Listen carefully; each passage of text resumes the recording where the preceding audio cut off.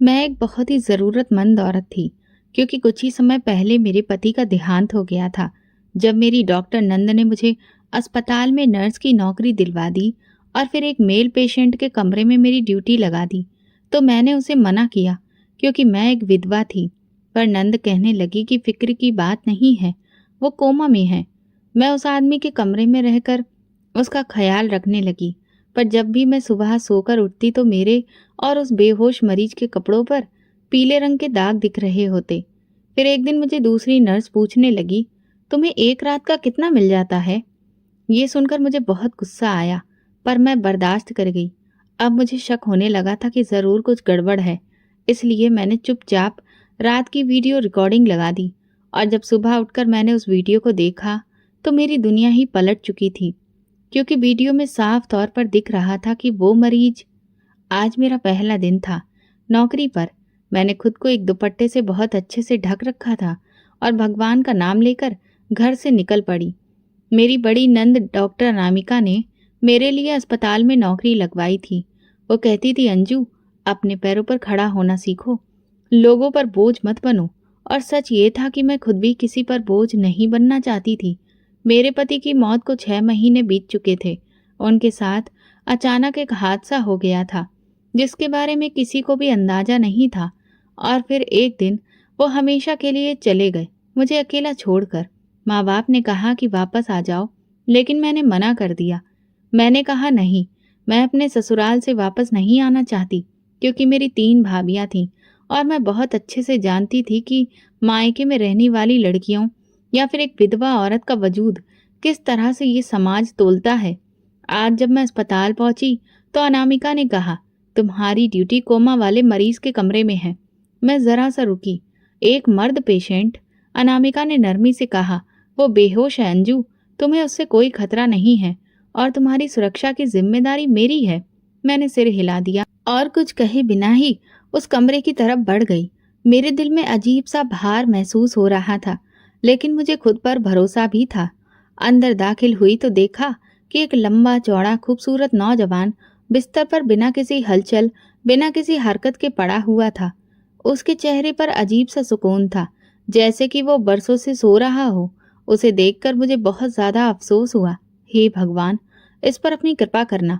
अभी इसकी उम्र ही क्या है, इसकी कितनी जिंदगी अभी बाकी है। मेरे दिल से उसके लिए प्रार्थना निकली, शायद इसलिए क्योंकि मेरा पति भी बिल्कुल उसकी ही उम्र का और उसके जैसा ही दिखता था। लंबा, हैंडसम, कम बोलने वाला, और वो भी एक दिन इसी तरह से अचानक मुझे छोड़कर चला गया और हमेशा के लिए खामोश हो गया। मैं उस पेशेंट के पास बैठ गई। मेरी भगवान में बहुत आस्था है और इसी वजह से मैंने भगवान के कुछ भजन धीमी आवाज में गाने शुरू कर दिए। कमरे में सुकून छा गया था। कुछ देर तक मैं उसके पास बैठी रही और फिर उठकर उसके आसपास का जायजा लेने लगी। वहां पर कुछ भी करने के लिए नहीं होता था, इसलिए मैंने सोचा सो जाती हूँ। मैंने खुद से कहा और फिर मेरी आंख लग गई। सुबह जब मेरी आंख खुली तो शरीर में बहुत ही थकान सी महसूस हो रही थी, लेकिन दिल निश्चिंत था।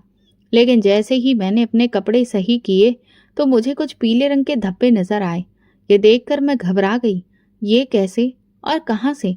रात को तो कुछ भी नहीं हुआ था। मैंने तुरंत अनामिका से बात की। दीदी, मेरे कपड़ों पर कोई अजीब सी चीज लगी है। मैं नहीं जानती कि ये क्या है, लेकिन अजीब बात है। ये सुनते ही वो जैसे आग बबूला हो गई।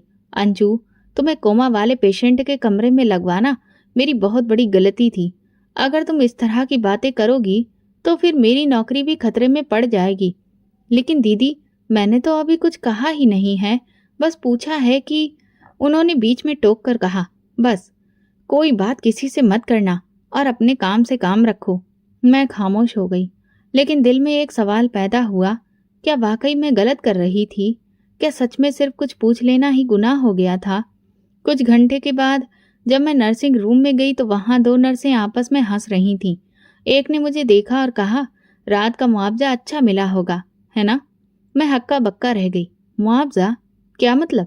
दूसरी नर्स ने तंजिया हंसी हंसते हुए कहा, अरे नया नया चेहरा है, अभी समझ नहीं आया होगा। मैं शर्म से जमीन में गड़ गई। मेरे पास कोई जवाब ही नहीं था। कुछ लम्हों के लिए ऐसा लगा जैसे मेरी आंखों के सामने अंधेरा छा गया हो। जब अनामिका दीदी ने गुस्से में मुझे चुप करवाया और वो नर्सें अजीब तरह के कमेंट छोड़कर हंसने लगीं। तो मेरे लिए कुछ भी बदला हुआ नहीं था, बस थोड़ा ज़्यादा साफ हो गया था। मुझे अंदाजा हो चुका था कि ये जगह जितनी साफ दिखाई देती है उतनी है नहीं। अगले दिन जब ड्यूटी शीट देखी तो मेरा नाम फिर उसी कमरे के साथ लिखा था, यानी कि अब मेरी हमेशा के लिए ड्यूटी वहीं के लिए बन चुकी थी। कोमा वाले पेशेंट का कमरा। दीदी, मेरी ड्यूटी किसी और जगह लगवा दीजिए, मैंने आराम से पूछा। वो चेयर पर बैठी हुई फाइल पलट रही थी। क्यों? अब क्या दिक्कत हो गई है? बस थोड़ी परेशानी हो रही है। वो मरीज मर्द है ना? उनकी आवाज़ बुलंद हो गई। मैंने तुम्हें वहाँ खुद लगाया है और ये सबसे आसान ड्यूटी है। ना कोई शोर, ना भीड़ भाड़, और वो आदमी भी कोमा में है, ना कुछ देखता है और ना सुनता है। इससे तुम सुरक्षित भी बनी रहती हो। अगर बार बार जगह बदलती रहोगी तो फिर सबको शक होगा। हालात को समझने की कोशिश किया करो। मैं खामोश हो गई। उनकी बात में वजन था और हालात, वो तो मेरे खिलाफ ही थे। कुछ दिनों में ही मेरा रूटीन बन गया। शाम के वक्त अस्पताल आती, ड्रेस पहनती, अटेंडेंस लगाती और सीधा उस कमरे में चली जाती। कमरे का दरवाज़ा बंद होता, रोशनी धीमी रखती और मशीनों की धीमी बीप की आवाज़ हर तरफ फैली रहती। पेशेंट का नाम फाइल पर आदित्य राय चौधरी लिखा था। मैं फाइल देख चुकी थी। वो एक ही जगह लेटा रहता, उसकी पलक तक नहीं हिलती। कुछ दिन बाद एक दिलचस्प बात हुई। सफाई के दौरान मुझे कमरे की दराज खुली हुई मिली। अंदर एक पुरानी घड़ी, एक गंगा जल की बोतल और एक छोटी सी डायरी नुमा नोटबुक थी। मैंने वो नोटबुक खोली तो उसमें सिर्फ खाली पन्ने थे, लेकिन आखिरी पन्ने पर एक छोटी सी बात लिखी थी, खामोशी सब कुछ सुन लेती है। मैंने वो बात कई बार पढ़ी। उसमें एक अजीब सा असर था, जैसे कि किसी खामोश चीख की गवाह हो। अगली रात मैं कमरे में आई तो नर्स रूम में एक नर्स दिखाई दी। उसका नाम गीता था। उसने मुझे देखा, नज़र चुराई और बड़बड़ाई, यही है शायद। मैंने सुना पर अनसुना कर दिया। रात को हमेशा की तरह मैंने बाकी पेशेंट्स को दवाइयाँ दी, टेम्परेचर चेक किया और वापस अपनी ड्यूटी वाले रूम में आ गई। मैं आज अपने साथ एक बहुत अच्छी किताब लेकर आई थी। मैंने सोचा कि मैं पढ़कर आदित्य को सुनाऊंगी, क्योंकि कोमा में जो मरीज होता है वो कम से कम सुन तो सकता ही है ना। और वो बेचारा न जाने कब से इसी हाल में लेटा होगा। मैं काफ़ी देर तक उसे किताब पढ़कर सुनाती रही और फिर धीरे धीरे मुझे अजीब सी थकान महसूस होने लगी। मैंने सोचा कि कुछ देर के लिए झपकी ले लेती हूँ, लेकिन जब मैं जागी तो 3 घंटे गुजर चुके थे। मुझे झटका लगा। उसी वक्त मुझे ड्रिप लगानी थी। मैंने तुरंत ही अपना काम पूरा किया। एक दिन ऐसा हुआ कि वार्ड बॉय कमरे में आया और बोला, बाहर आपको डॉक्टर अनामिका बुला रही हैं, कुछ डॉक्यूमेंट्स पर साइन लेने हैं। मैंने अपने हाथ के दस्ताने उतारे और बाहर निकलने ही लगी थी कि मुझे ऐसा लगा कि कमरे का दरवाज़ा लॉक हो गया है। क्या इसे तुमने लॉक किया? मैंने वार्ड बॉय से पूछा। नहीं मैडम, दरवाज़ा तो खुद ही बंद हुआ, इसमें ऑटो लॉक सिस्टम है, उसने बेफिक्री से जवाब दिया। मुझे शक सा हुआ, मगर फिर खुद को समझा लिया कि शायद वाकई सिस्टम ही ऐसा हो। कुछ दिनों बाद एक और नर्स आई, शिवानी। वो मेरे पास आकर बोली, आपको पता है वो मरीज 5 महीने से इसी हालत में है। 5 महीने? मैं हैरत से दोहराया। हाँ, और कोई उसे देखने भी नहीं आता। बस एक बार कोई वकील सा आदमी आया था, वो भी पिछले महीने। बात छोटी थी लेकिन मेरे लिए बहुत बड़ी हो गई। ऐसा कैसे हो सकता है कि एक करोड़पति पेशेंट, वो भी इतना जवान, और कोई भी देखभाल के लिए नहीं। मैं अगली रात उसके हाथों को ध्यान से देख रही थी तो उसके नाखून कटे हुए थे, दाढ़ी भी अच्छे से बनी हुई थी, जैसे कि किसी ने अभी कुछ समय पहले ही उसका ख्याल रखा हो। मैंने उसकी पलकों को ध्यान से देखा तो वहां पर एक बार मुझे हल्की सी हलचल दिखाई दी। मैं चौंक गई। तुरंत मशीन की तरफ देखा। हर चीज़ नॉर्मल थी। ये सब इत्तेफाक था या कुछ और, समझ नहीं आ रहा था। एक दिन अस्पताल के स्टोर से दवा लेने गई तो स्टोर इंचार्ज ने कहा, आदित्य साहब के कमरे में कुछ दवाइयाँ स्पेशल आती हैं, वो तुम ले जाया करो। स्पेशल? लेकिन क्यों? वो तो कोमा में है ना। ये ऊपर से ऑर्डर है, हम कुछ भी नहीं कर सकते। वहीं खड़े खड़े मुझे लगा कि कोई मुझे पीछे से घूर रहा है।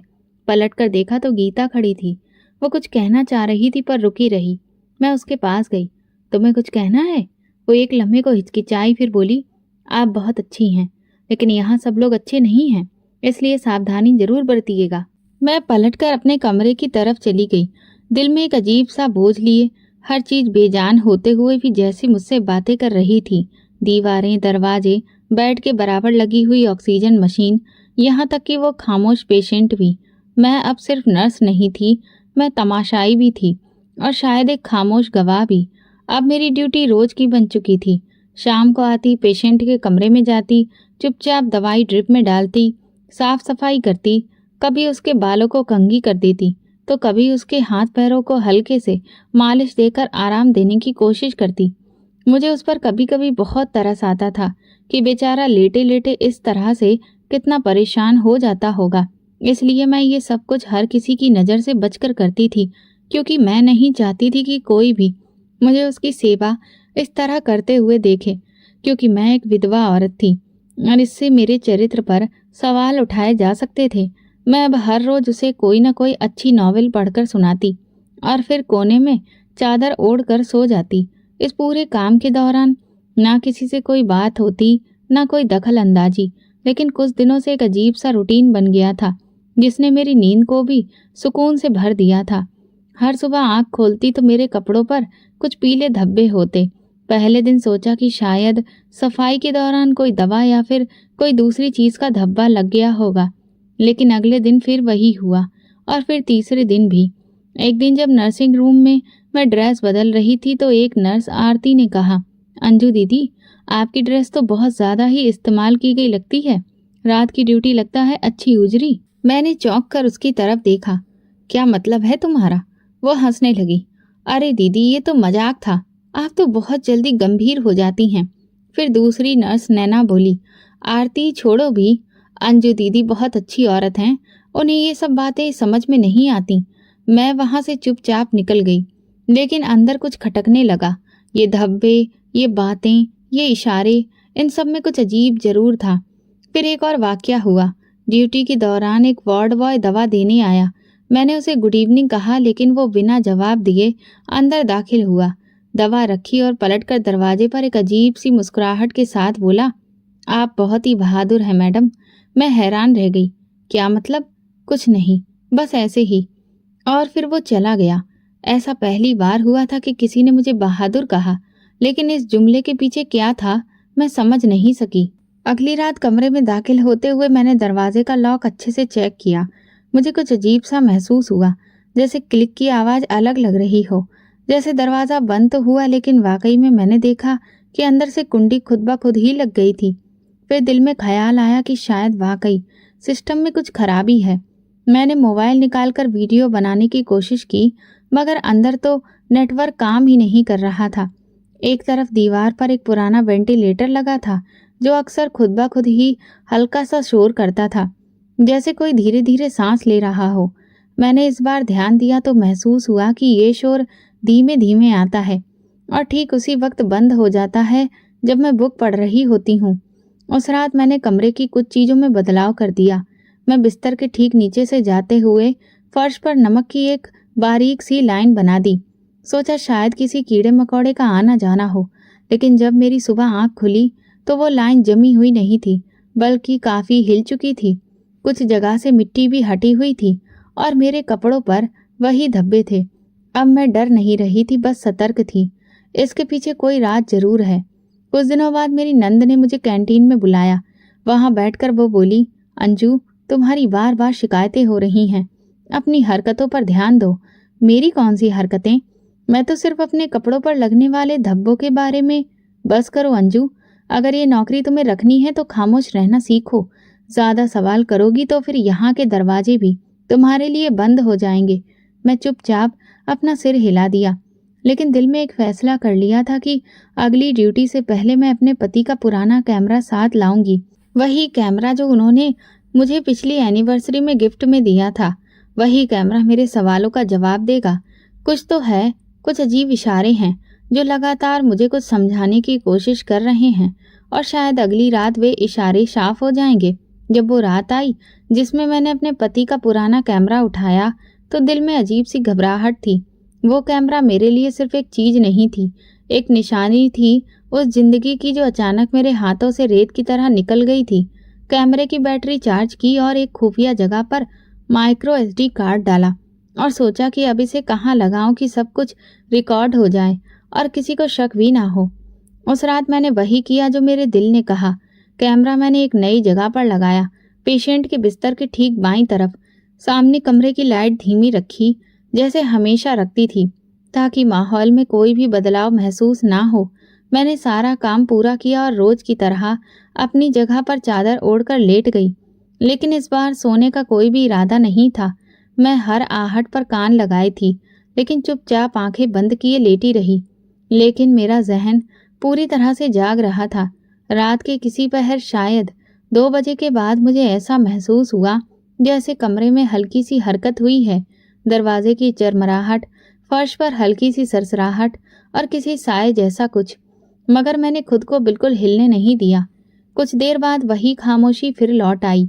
सुबह हुई तो मैं जल्दी से घर आई, कमरे का दरवाज़ा बंद किया, पर्दे गिराए और कैमरा निकालकर लैपटॉप से वो रिकॉर्डेड वीडियो देखना शुरू किया।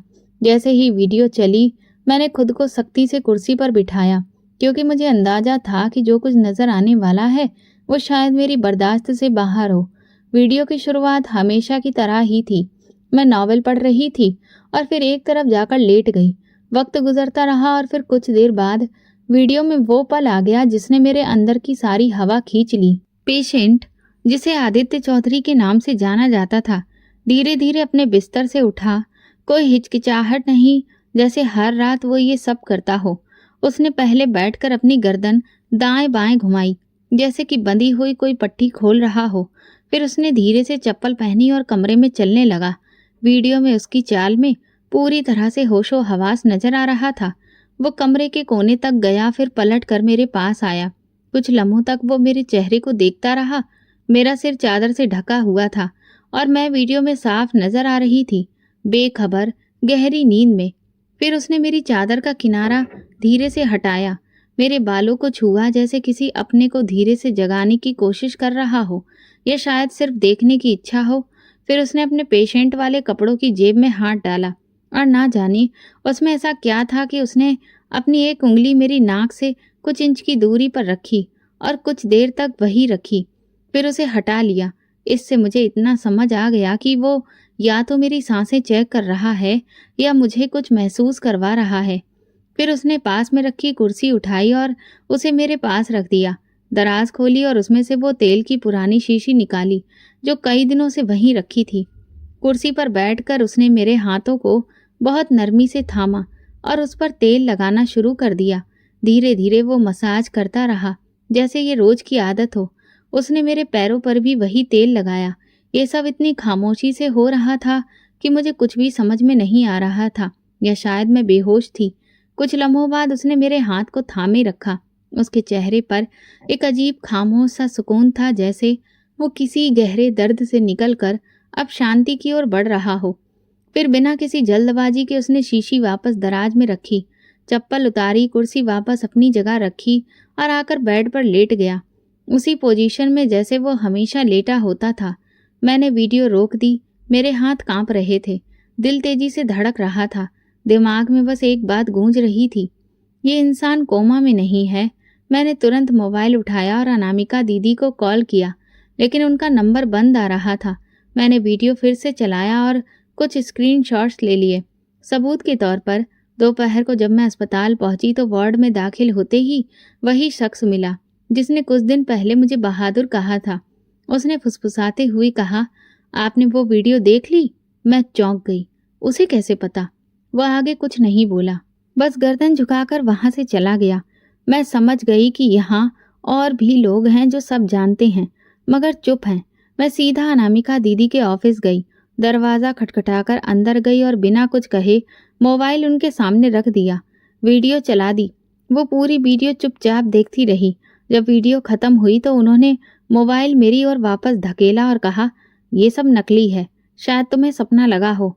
तुम्हारी वीडियो अस्पताल के मैनेजमेंट पर सवाल उठा रही है। तुम अपनी नौकरी खुद खतरे में डाल रही हो। मैंने दृढ़ता से कहा, ये सपना नहीं है, ये हकीकत है और अब ये बात मुझ तक नहीं रहेगी।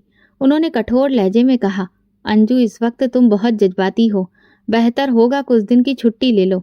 मैंने जवाब दिया, नहीं, मैं अपनी ड्यूटी पर आऊंगी, वहीं उसी कमरे में। वो मुझे घूरती रह गई और मैं ऑफिस से निकल आई। शाम को जब मैं स्टोर रूम से दवाइयाँ लेने गई तो एक नर्स मेरे पास आई और धीरे से बोली, वो इंसान जो बेड पर है सिर्फ सोता नहीं है, वो देखता है और सुनता भी है। मैंने पूछा, तुम्हें कैसे पता? वो बोली, कभी कभी जब मैं कुछ वहां करती हूँ तो वो मुस्कुराता था। मैं उसी दिन समझ गई थी कि कुछ सही नहीं है। अब मेरे सामने सिर्फ एक रास्ता बचा था, अगली रात उसके सामने सच्चाई रखना। मैंने वीडियो बार बार देखा, हर बार ये उम्मीद लेकर कि शायद ये नज़र का धोखा हो, कोई टेक्निकल खराबी, कोई फ्रेम कट गया, कुछ तो ऐसा हो जिससे लगे कि मैं गलत हूँ। लेकिन हर बार हकीकत और साफ हो जाती। वो इंसान जिसे दुनिया कोमा का पेशेंट समझ रही थी, पूरी तरह से होश में था। उसकी आंखों की हरकत, उसके शरीर की गतिविधि, उसका सारा व्यवहार, सब उसके होश में होने का सबूत दे रहे थे। जब वो मेरे हाथों पर तेल लगा रहा था, उसके चेहरे पर जो सुकून था वो बनावटी नहीं था, जैसे वो किसी पूजा में लीन हो। और यही बात मेरी उलझन को और गहरा करती जा रही थी। इस बार मैंने और भी सबूत जमा किए।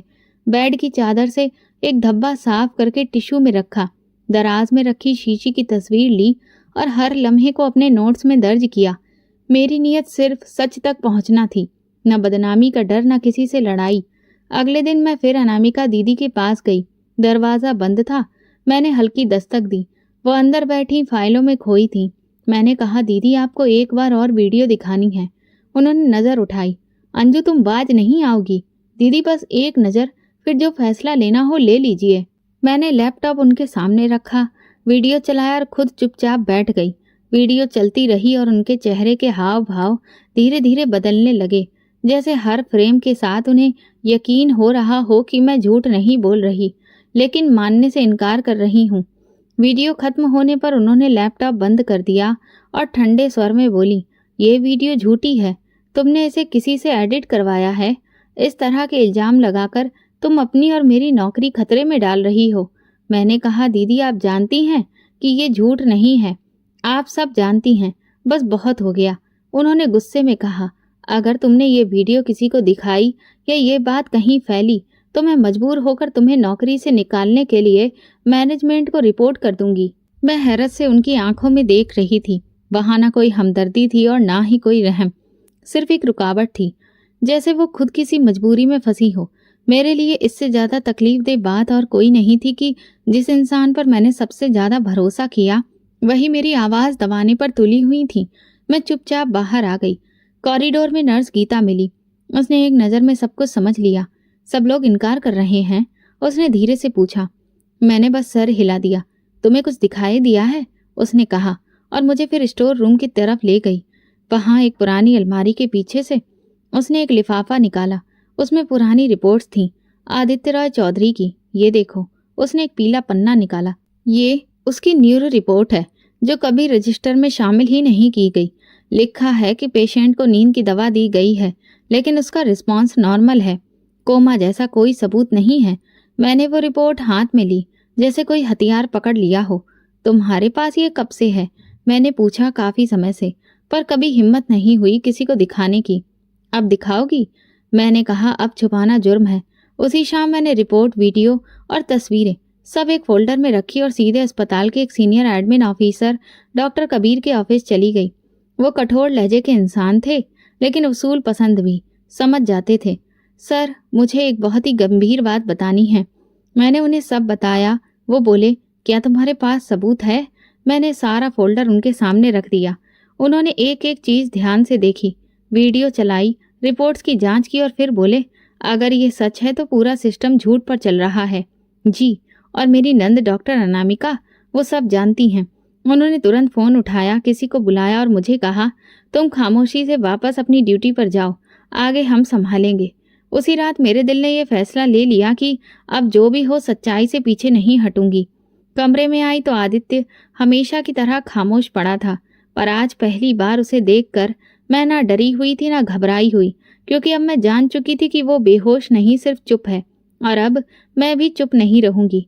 डॉक्टर कबीर ने वीडियो देखकर कहा तो था कि मामला संभालेंगे, लेकिन 2 दिन गुजर गए और कोई कार्रवाई होती नजर नहीं आई। अनामिका दीदी ने एक बार भी मुझसे बात नहीं की, सिर्फ एक नज़र डाली, जैसे मैं उनके लिए अब गैर जरूरी हो चुकी हूँ। ड्यूटी अभी भी वही, कमरा वही, पेशेंट वही और वही खास माहौल। मैं सोचने लगी कि सिर्फ वीडियो और जुबानी शिकायत काफ़ी नहीं है। मुझे सबूत चाहिए जो सिर्फ दिखे नहीं, पढ़े भी जा सकें। उसी रात मैंने एक प्लान बनाया। नाइट ड्यूटी के दौरान जब ward boy clerk store room में गया, मैं खामोशी से नर्सिंग रूम के पीछे गई, जहाँ पेशेंट्स की फाइल रखी जाती थी। फाइलों को एक एक करके देखने में मैंने समय बर्बाद नहीं किया। सिर्फ आदित्य राय चौधरी का नाम ढूंढा और तुरंत कमरे में वापस आ गई। दरवाज़ा बंद किया, बेड लैंप जलाया और फाइल खोली। पहले पन्ने पर लिखा था, patient deep coma monitored 3 months. ये वही बात थी जो सब कहते आए थे, लेकिन अगले पन्ने पर एक और कागज चिपका हुआ था, जैसे जल्दी में जोड़ा गया हो। उस पर एक छोटा सा नोट लिखा था, नाम Aditya Rai Chaudhary, condition stable, under protective observation.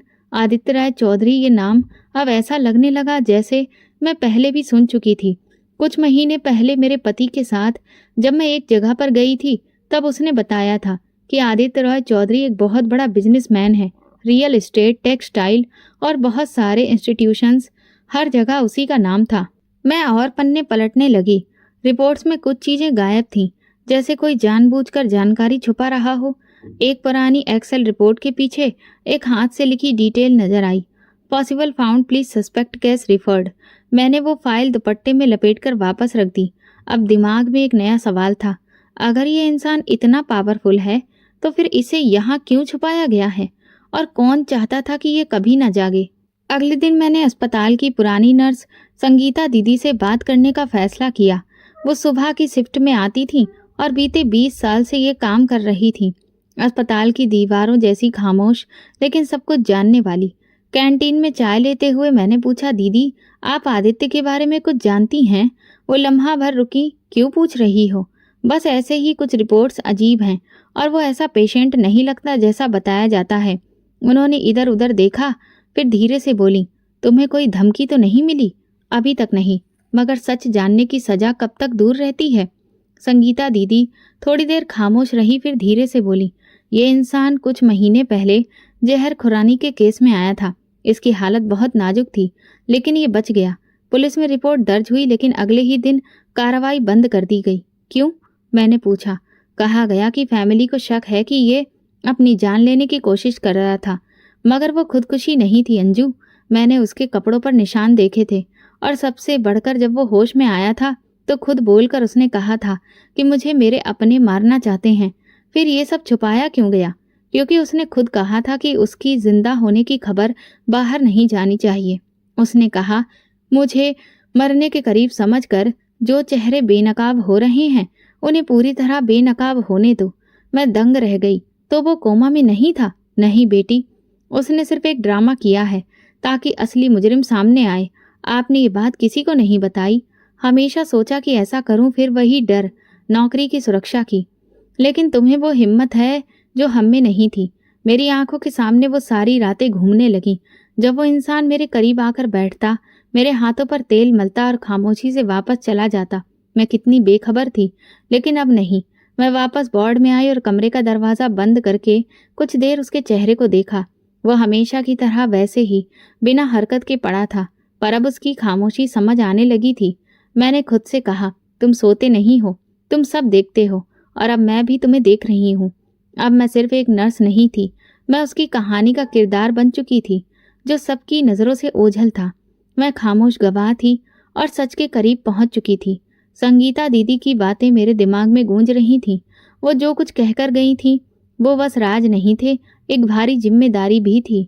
Aditya Chaudhary जिंदा था, होश में था, और खुद को मुर्दा दिखाकर अपने ही लोगों को बेनकाब कर रहा था।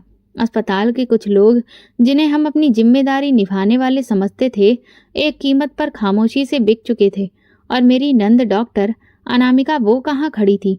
क्या उसकी मालूमात में ये सब कुछ था, या मैं सिर्फ एक मोहरा बनी? दिल चाहा कि उसे फिर से टटोल लूं, सवाल करूं, मगर अब मैं जान चुकी थी कि मेरे सवाल उसे नहीं, उस इंसान से होने चाहिए जिसने खुद को मुर्दा जाहिर किया है, जिसने मुझे रातों रात अपने पास बिठाया और खामोशी से तमाशा देखता रहा। उस दिन मैंने अपनी ड्यूटी पूरी की, किसी से बात नहीं की, ना किसी का सामना किया। दिल में बस एक ही सोच थी, आज बात करनी है, आज पर्दा उठना है। मैं अस्पताल के मंदिर गई, माथा टेका, प्रार्थना की और फिर चेंजिंग रूम में ड्रेस पहनने गई। आज मैंने अपने पति की दी हुई वो घड़ी पहनी जो मैं सिर्फ खास मौके पर पहनती थी। दिल में मजबूत इरादा था, कमजोरी नहीं। कमरे में दाखिल हुई तो हमेशा की तरह दरवाजा बंद करने से पहले मैंने गीता को बाहर देखा। वो थोड़ी दूरी पर खड़ी मुझे ही देख रही थी। मैंने धीरे से सिर हिलाया और वो पलट गई। दरवाजा बंद हुआ। कमरा अंधेरे में डूबा हुआ था। सिर्फ मॉनिटर की नीली रोशनी दीवार पर हल्की सी रंगत डाल रही थी। मैं धीरे धीरे बेड के करीब गई। दिल धड़क रहा था, लेकिन कदम मजबूत थे। मुझे सब पता है। मैंने नरमी से कहा, अब ये ड्रामा बंद कर दीजिए। वो लम्हा कुछ पल का मेहमान था। अचानक एक पलक झपकने के सेकंड में उसने आंखें खोल दी। मैं पत्थर बनी खड़ी थी और वो आदित्य रॉय चौधरी पूरे होशो हवास में मुझे देख रहा था। आखिरकार तुमने सच जान लिया अंजू, उसने धीरे से कहा। कितने दिनों से तमाशा चल रहा है? मैंने पूछा। आवाज में कोई भी कपकपाहट नहीं थी। काफी दिनों से, बल्कि महीनों से। लेकिन तुम्हारे आने के बाद ये सारा खेल एक और ही दिशा में चला गया। तुमने मुझे क्यों चुना? मैंने तुम्हें नहीं चुना, हालात ने किया। तुम्हारी फिक्र, तुम्हारी खामोशी, तुम्हारी अच्छाई, तुम्हारा ये मिजाज, ये सब खुद ब खुद मेरे लिए भरोसे का कारण बन गया। और अनामिका? मैंने पूछा। वो भी सब जानती है? नहीं, अनामिका को सिर्फ इतना पता है कि मैं जिंदा हूँ। बाकी कहानी उसके लिए भी छुपा ली गई है, लेकिन वो खुद को सुरक्षित रखना जानती है। तुम्हारी खामोशी मेरे लिए मुश्किल थी। तुम जानते थे कि मैं क्या कह रही हूँ, फिर भी खामोश रहे। वो लम्हे भर को चुप रहा, फिर बोला, मैं मजबूर था। अगर किसी पर भरोसा करता तो सब कुछ बर्बाद हो जाता। तुम पर भी शक था, लेकिन तुमने खुद ही सब साफ कर दिया। अब क्या चाहते हो? सच का पूरा चेहरा दिखाना चाहता हूँ। मेरे अपने करीबी भाई बहन, बिजनेस पार्टनर्स, सब ने मुझे खत्म करने का प्लान बनाया। जहर दिया, गाड़ी के ब्रेक फेल करवाए और फिर अस्पताल में एडमिट करवा के मेरी मौत की खबर फैला दी। और तुमने चुपचाप सब सह लिया, यहाँ छुपकर रहना मंजूर किया। नहीं अंजू, मैंने वक्त को खरीदा है। यहाँ से बाहर हर चीज खतरनाक है, लेकिन अंदर से मैं एक एक चीज को नोट कर रहा हूँ। मेरे वकील, मेरे खुफिया गार्ड्स और कुछ वफादार लोग पूरी रिपोर्ट तैयार कर रहे हैं। सिर्फ एक खास वक्त का इंतजार है। और तब तक मैं क्या करती रहूं? अब तुम्हें कुछ नहीं करना है। तुम सिर्फ मेरी सच्चाई की गवाह बन चुकी हो। मैं कुर्सी खींचकर उसके पास रखी और बैठ गई। मैं कोई तमाशा देखने वाली नहीं हूँ आदित्य। मैंने इस अस्पताल की दीवारों के पीछे बहुत कुछ सहा है, और जो कुछ होगा उसमें मेरा भी हिस्सा होगा। वो मुस्कुराया।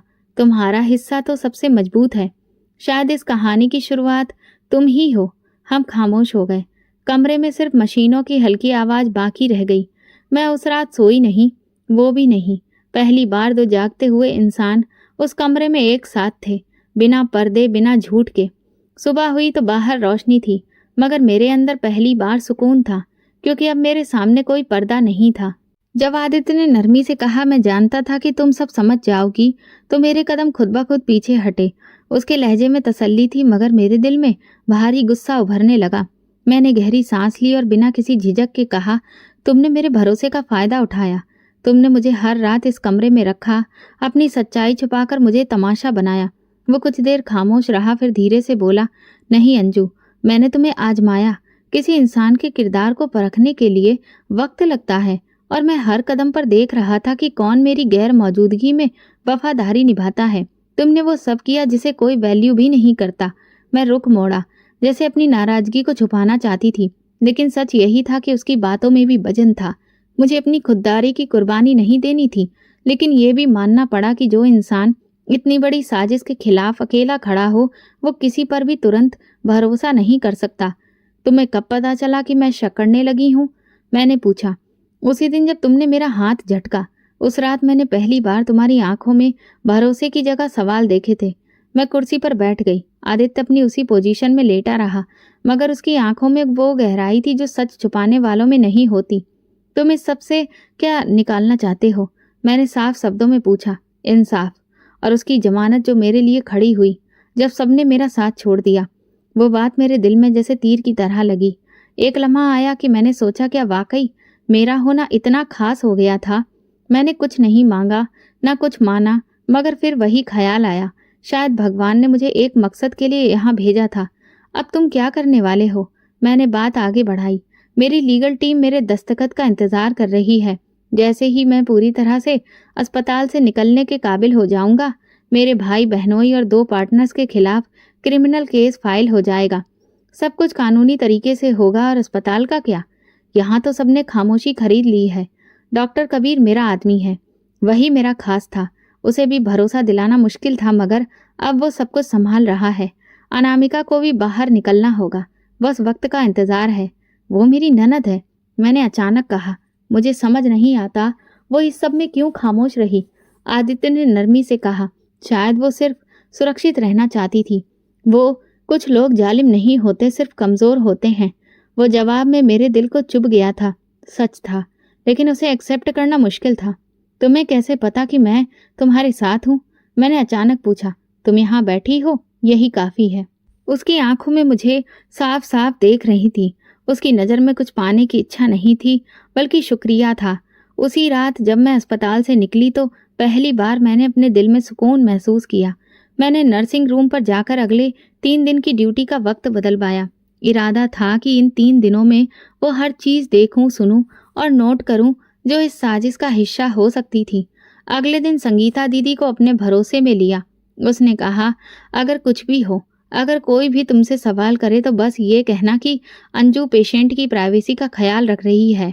उन्होंने मेरी बात के जवाब में अपना पर्स खोला और अंदर से पुराना फ़ोन निकाला। ये उस दिन का है जब उसके भाई पहली बार यहाँ आए थे। मैंने उस दिन इसमें कुछ रिकॉर्डिंग सुरक्षित कर ली थी। मैं हमेशा सोचती रही कि कब दूं, लेकिन अब वक्त आ गया है। मैंने फ़ोन लिया। रात को घर जाकर उसकी ऑडियो चेक की। आदित्य के भाई की आवाज़ थी। ये कमबख्त अभी तक मरा क्यों नहीं है? डॉक्टर को और डोज बढ़ानी होगी। जायदाद के कागजात पर दस्तखत किए बिना मर गया तो सारा का सारा प्लान बर्बाद हो जाएगा। मेरे हाथ एक और सबूत लग गया। मैंने वो क्लिप कॉपी करके सुरक्षित कर ली। अगली सुबह मैंने आदित्य को सुनाई। उसने खामोशी से सुनी, आंखें बंद कर लीं और कहा, और खेल खत्म होने को आ गया है। मैंने कहा, नहीं, अभी एक कदम बाकी है। कौन सा? तुम्हारा सामने आना, उन सबके सामने जिन्होंने तुम्हें मुर्दा समझकर तुम्हारा हिस्सा बांट लिया। वो मुस्कुराया, धीरे से बोला, तो मेरा साथ दोगी? अब मैं पीछे नहीं हट सकती। हम दोनों जानते थे ये सिर्फ साजिश नहीं थी, एक नई हकीकत की शुरुआत थी। और उस हकीकत में मेरा किरदार खत्म नहीं हुआ था, बल्कि अब शुरू हुआ था।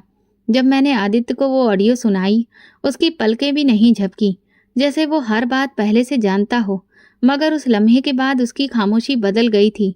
अब वो बार बार नोटिस देखता, कॉल्स करता, फाइलों की चेकिंग करवाता, जैसे एक जंग का आखिरी प्लान बाकी हो और वो उसे खुद पूरा करना चाहता हो। मैं सिर्फ देख रही थी, सुन रही थी और सीख रही थी। ये वो दिन थे जब मुझे एहसास हुआ कि कोई इंसान अगर अकल और सब्र से काम ले तो पूरी दुनिया की साजिश भी उसे तोड़ नहीं सकती। कमरे में अक्सर उसके वकील आते, खुफिया दस्तावेजों पर दस्तखत लिए जाते और व्हाट्सएप पर खुफिया मैसेज एक दूसरे को भेजे जाते। मैंने एक दिन पूछा, क्या यह सबसे सुरक्षित तरीका है? आदित्य ने जवाब दिया, यही सुरक्षित है। वो लोग मुझसे ज़्यादा समझदार हैं, लेकिन लापरवाह ज़रूर हैं। उनकी मक्कारी ने उन्हें बेनकाब कर दिया है। उसी शाम जब मैं ड्यूटी खत्म करके निकलने ही वाली थी, एक गाड़ी खामोशी से अस्पताल के पिछले दरवाजे पर आकर रुकी। गाड़ी से 2 आदमी निकले। एक के हाथ में लैपटॉप बैग था। वो अंदर आया और सीधा आदित्य के कमरे में दाखिल हो गया। मैं समझ गई ये फाइनल कार्रवाई की शुरुआत थी। अगले दिन अस्पताल के बाहर मीडिया तैनात खड़ी थी, लेकिन कोई चिल्लाहट नहीं, कोई शोर शराबा नहीं था।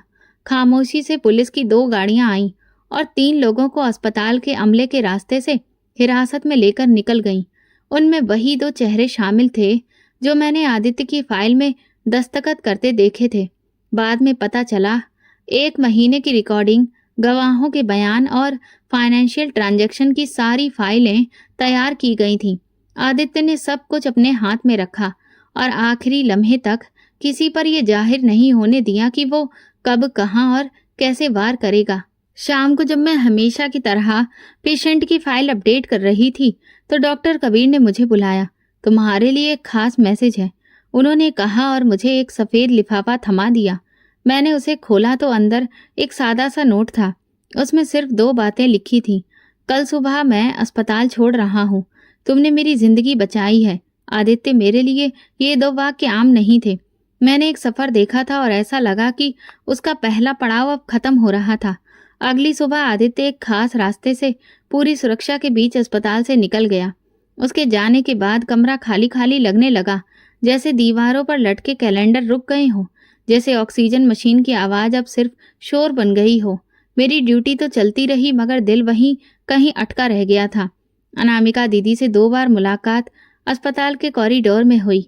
उन्होंने नज़रें झुकाकर कहा, मुझे अंदाजा नहीं था कि ये मामला इतना संगीन है।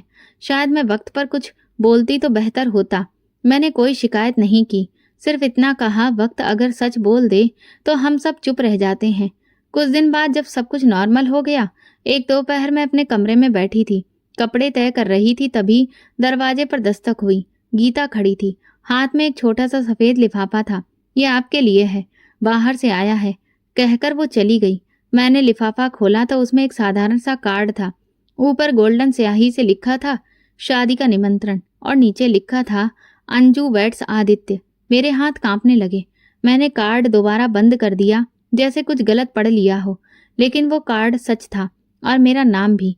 मैंने फ़ोन उठाया और संगीता दीदी को कॉल किया। दीदी, मुझे कुछ मिला है, शायद आपको सुनकर हैरत होगी। उन्होंने चुपचाप मेरी बात सुनी और सिर्फ इतना कहा, बेटा, भगवान जिनके लिए भला चाहता है उनके लिए ऐसे फैसले खुद करता है। मैंने किसी को कुछ नहीं बताया। 2 दिन तक सोचती रही, क्या ये रिश्ता एक एहसान का सिला था या एक रिश्ते की बुनियाद। वो इंसान जिसे मैं सबसे ज़्यादा असुरक्षित समझ रही थी, आज मेरे दरवाजे पर एक मजबूत वादा लिए खड़ा था। आखिरकार मैंने भगवान के आगे सिर झुकाया और फैसला अपने दिल के हवाले कर दिया। अब एक और कदम उठाना था, मगर ये कदम जिंदगी की तरफ था। वो कार्ड कई दिन मेरे तकिए के नीचे रखा रहा। मैं उसे बार बार खोलती, पढ़ती और फिर रख देती। आदित्य का फैसला मेरे लिए हैरान कर देने वाला नहीं था, लेकिन ये सोचना कि मैं वाकई उसकी नई शुरुआत का हिस्सा बन सकती हूँ, ये मेरे लिए आसान नहीं था। मैंने कई रातें भगवान से बातें करते हुए गुजारी। अगर ये रिश्ता मेरे हक में है तो मेरे दिल को सुकून दे दो, अगर नहीं है तो मुझे मना करने की हिम्मत दे दो। मैं अकेली थी, मगर कमज़ोर नहीं। अब जो फैसला करना था वो जज्बात पर नहीं, अकल और ईमान पर करना था। तीसरे दिन मैंने संगीता दीदी को बुलाया, उनके सामने चाय रखी और कहा, आपको कैसा लगेगा अगर मैं हाँ कह दूं? वो थोड़ी देर चुप रही, फिर बोली, अंजू, तुमने उस आदमी को उस वक्त इज्जत दी जब दुनिया ने उसे मरा हुआ समझ लिया था। अगर वो तुम्हें जिंदगी की इज्जत देना चाहता है तो ये तुम्हारा अधिकार है। मैंने उनकी बात सुनकर सिर झुका लिया। अगले दिन मैंने फ़ोन उठाया, आदित्य के वकील का नंबर मिलाया और सिर्फ इतना कहा, मेरा जवाब हाँ है, मगर मेरी कुछ शर्तें भी हैं। वकील ने कहा, मैं उन्हें सब बता दूंगा। शाम तक आदित्य की तरफ से मैसेज आ गया, तुम्हारी हर बात मुझे दिल से कबूल है। शादी साधारण तरीके से होगी और रिश्ता सिर्फ इज्जत पर कायम होगा। इस जवाब ने मेरे दिल को एक नरमी दी। मैंने लाल दुपट्टा निकाला, वही जो मेरी पहली शादी में मुझे पहनाया गया था। उसमें कई पुरानी यादें थीं, मगर आज उसमें एक नया मोड़ जुड़ने जा रहा था। शादी की तारीख तय हुई, एक छोटे से हॉल में। ना कोई बैंड बाजा, ना कोई दिखावा, बस 2 दिल, 2 परिवार और 2 गवाह। उसी दिन मैंने अपनी पहली शादी का लहंगा पहना और अपने पहले पति का दिया हुआ वो छोटा सा लॉकेट, जिसे मैं हमेशा दिल के करीब रखती थी। संगीता दीदी मेरे साथ थी और गीता ने मेरा दुपट्टा ठीक किया। आप बहुत खूबसूरत लग रही हो अंजू दीदी, उसने कहा। मैं सिर्फ प्रार्थना करूंगी कि ये सारी खुशियाँ हमेशा बनी रहें। पंडित जी ने मंत्र पढ़ना शुरू किया। हम दोनों साथ में बैठे थे। वो पूरे वक्त सिर झुकाए, पूरी संजीदगी से चुपचाप बैठा रहा। उसे जैसा जो रस्म निभाने को कहा गया उसने वैसे ही निभाया। जब उसे मेरी मांग भरने को कहा गया तो मेरे थोड़े हाथ कांपने लगे, लेकिन मैंने आंखों से इशारा करके उसे इजाज़त दी। उसने मेरी मांग भरी और फिर मुझे मंगलसूत्र पहनाया। हर रस्म के साथ मेरे दिल का बोझ हल्का होता गया। फिर हम 7 फेरे लिए। मेरे हर फेरे का वचन दिल से बोली और भगवान से प्रार्थना की, जिस सफ़र की शुरुआत तूने मेरे सब्र से करवाई उसका अंजाम भी मेरे लिए बेहतर बना दे। ना कोई फोटोग्राफर था, ना वीडियो, ना कोई पोस्ट। बस मेरे दिल में उस लम्हे की तस्वीर सुरक्षित थी जिसमें मेरी वफादारी और मेरी सच्चाई एक नए रिश्ते में बंध गई थी। वापस आने के बाद संगीता दीदी ने मेरे हाथ पकड़कर कहा, तुम सिर्फ पत्नी नहीं हो, एक मिसाल हो। आदित्य ने शादी के बाद मुझसे कहा, मैंने दुनिया को दिखाया कि मैं मरा हुआ हूँ, मगर तुमने मुझे एहसास दिलाया कि मैं जिंदा रहने के काबिल भी हूँ। तुमने जिस तरह से मेरा ख्याल रखा, मेरे बारे में सोचा, मेरे अकेलेपन को हर रोज दूर करने की कोशिश की, उसी ने मेरे दिल में तुम्हारे लिए एक खास जगह बना दी। मैंने मुस्कुराकर कहा, तो इसलिए तुम रोज मेरे हाथ पैर की मालिश करते थे? उसने थोड़ा शर्माते हुए कहा, हाँ, क्योंकि मुझे हर बार एहसास होता था कि तुम मेरे लिए कितनी मेहनत करती हो और थक जाती हो। बस उसी के लिए एक छोटी सी कोशिश करता था, और कुछ नहीं। हमने कोई हनीमून प्लान नहीं किया, किसी दूसरे देश की सैर पर नहीं निकले। अगले दिन हम दोनों एक साथ मंदिर गए, वहां जाकर पूजा की, गरीबों में कपड़े बांटे, सब कुछ एक साथ किया जैसे दो आम इंसान जो एक गैर मामूली मुश्किल से गुजरकर अब साधारण तरीके से जिंदगी जीने की कोशिश कर रहे थे। मेरी जिंदगी के इम्तिहान खत्म नहीं हुए थे, लेकिन अब मुझे अकेले उनका सामना नहीं करना था। ये शादी किसी एहसान का बदला नहीं थी, ये दो रास्तों का मेल था जो अलग अलग चलते चलते एक मोड़ पर आकर एक साथ हो गए। अब मैं एक नई जिंदगी में दाखिल हो चुकी थी, जिसमें मेरे हमसफर वो सब कुछ जानते थे जो मैं छुपाना चाहती थी। उसके बाद जो उन्होंने मुझे अपनाया, वो किसी एहसान से बढ़कर था। शादी के बाद जिंदगी में एक नया सुकून आया, लेकिन ये वो खामोशी नहीं थी जो दुख के बाद आती है, ये वो करुणा थी जो भगवान की मर्जी से नसीब होती है। मैं वही अंजू रही, साधारण, भगवान पर विश्वास करने वाली। फर्क सिर्फ इतना आया कि अब मेरा हर कदम किसी के साथ था। आदित्य ने शादी के बाद कुछ भी जताया नहीं, ना अधिकार दिखाया। उसकी आंखों में सिर्फ एक चीज थी, भरोसा। एक दिन सुबह नाश्ता करते हुए उसने कहा, मैं चाहता हूं कि तुम अपनी जिंदगी वहीं से दोबारा शुरू करो जहां से तुमने उसे छोड़ा था, लेकिन इस बार पूरे भरोसे के साथ। मैंने हैरानी से देखा, क्या मतलब? मैंने एक हॉस्पिटल खरीद लिया है, वो छोटा है मगर गरीब और मजबूर विधवा औरतों के लिए उसे रिजर्व किया है।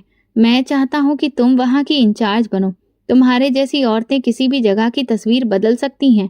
मैंने वो नाश्ता चाय के एक सादे कप के साथ किया, लेकिन दिल इतना भर आया कि कुछ पल के लिए सांस लेना ही भूल गई।